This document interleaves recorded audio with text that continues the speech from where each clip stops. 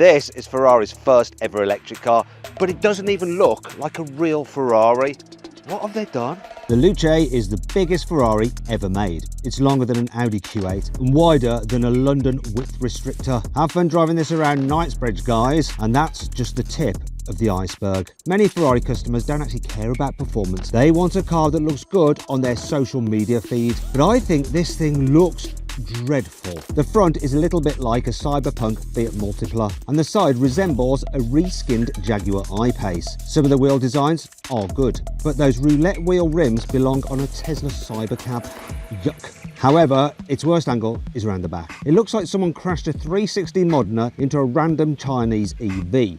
Hard. And it isn't just me who hates it, because look what happened to Ferrari's stock price when it revealed the Luce last night. It's already dropped by over 7% today, which has wiped approximately £3 billion off Ferrari's market value. So how on earth did they screw up so badly? Well, they didn't, because this car wasn't actually designed by Ferrari. It was created by Apple designers Johnny Ive and Mark Newson. So no wonder the car looks like a first generation iPhone from 2007. Thankfully, the Luce's tech is more Formula One than mobile phone. Yes, it's electric, but the quad motor setup produces 1050 horsepower, so it's very, very fast. Engage launch control using a switch mounted on the roof, and Ferrari says it'll do 0 to 60 miles an hour in 2.5 seconds, so about the same as most average Chinese EVs. Pin it for longer and you'll max out at 193 miles an hour, which is actually faster than a Porsche Taycan Turbo GT. I like that stat. And I also like the interior. The elegant steering wheel is absolutely gorgeous. The layout is clean, and I love the fact they've kept physical buttons, but given them a 21st century makeover.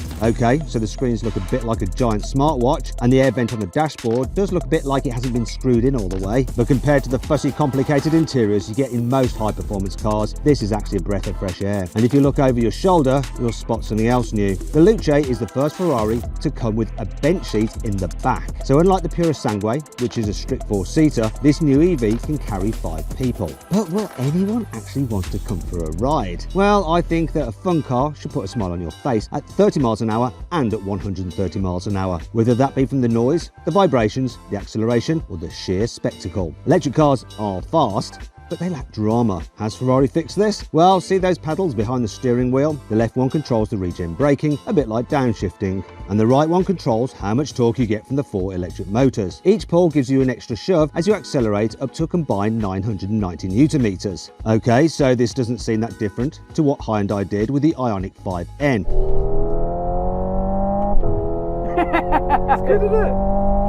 I'm jealous!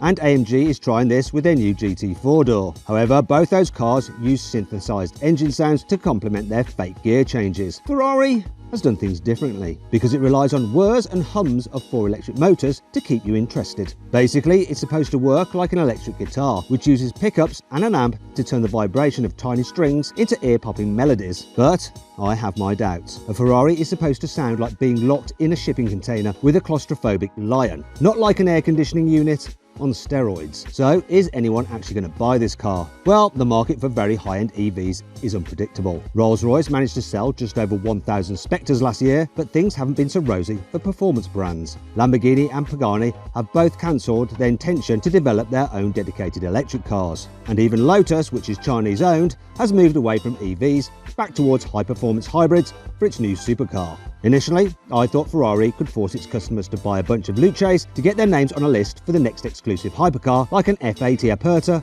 or SP4. This would help lower the brand's fleet CO2 emissions and bolster its famously healthy profit margins. But Ferrari's CEO has spoken out directly against this, saying that forcing their customers to buy an EV would be the biggest mistake. And they went even further when their chief marketing officer told petrol heads in general not to buy the Luce. So why on earth did they bother building it if they don't want people to actually buy it? Well, Ferrari sees internal combustion engines and electric vehicles as 2 separate entities, a bit like cats and dogs. A Great Dane owner would never consider a Siamese cat, and vice versa. So rather than try to build an electric car to win over the tifosi, Ferrari built a radically different car that it hopes will appeal to EV lovers. Basically, young tech millionaires who've never owned a Ferrari before. So, how does the Luce stack up in terms of EV stats? Well, the battery is absolutely gigantic. Ferrari doesn't quote a usable capacity like other brands, but the gross figure of 122 kilowatt hours is huge. But what about the range? Well, Ferrari has designed a clever front axle that can completely disconnect the motors from the wheels when you're cruising to save energy. And the Luce's body is also the most aerodynamic in Ferrari's history, and it can lower itself by 10mm at speed to reduce drag even further. So how far can you drive on a single charge then? 400 miles?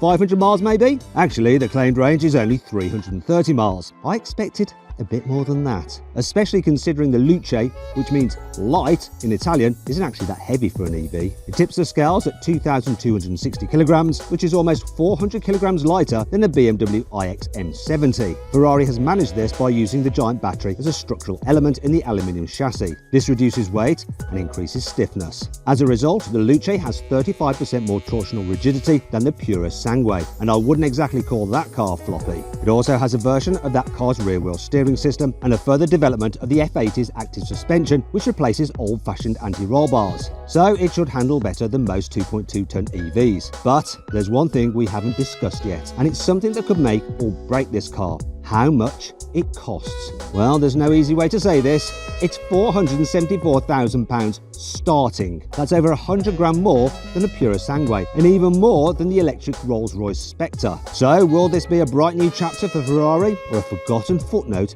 in its otherwise illustrious history? Well, I'd love to find out for myself. But after this video, there's almost no chance of me ever getting to drive one, unless some owner lends it us for a drag race, which they probably will actually. So make sure you subscribe to this channel, because that one day will be coming up.